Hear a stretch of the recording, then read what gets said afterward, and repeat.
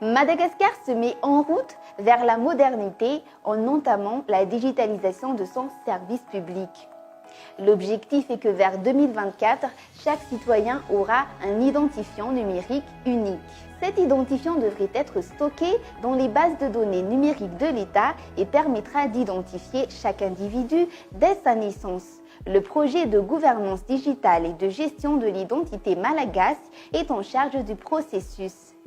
La première étape consistant à créer le standard de l'identifiant unique est actuellement achevée. Anombokontsika zany amin'izao amin'ilay resaka numérisation ny registre ny état civil.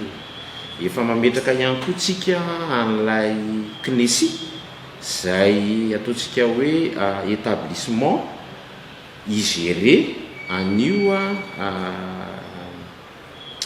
registre ny état civil sy ny ID unique io. Ary ny tanjona dia hoe mifarana amin'ny décembre 2024 ny projet Prodigia dia vita ihany koa ny attribution ny identifiant unique an'ny citoyen malagasy.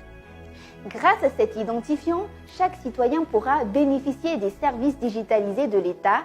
Celui-ci mène actuellement sa transition numérique et la digitalisation de ses services.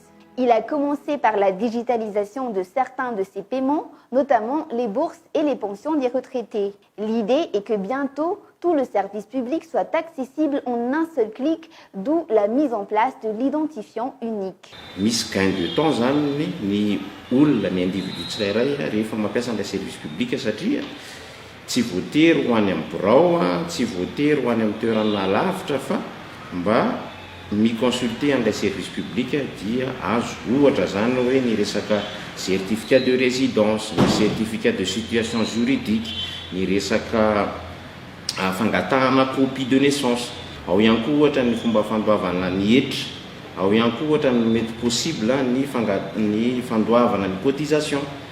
Pour guider cette transition digitale, l'État a créé l'unité de gestion digitale ou UDG. Il s'agit d'un établissement public sous tutelle de la présidence de la République et du MNDPT, lequel sera chargé de superviser et de mettre en œuvre tout le processus de digitalisation que l'État compte mener. L'UGD a d'ailleurs déjà piloté la mise en place du projet Prodigie. Mais plus que cela, elle aura pour rôle de guider la population dans cette transition numérique des services de l'État. Io unité de gouvernance digitale io zany dia tena ataontsika hoe levier amin'ny fanjakana malagasy amin'ny resaka teknôlôjia.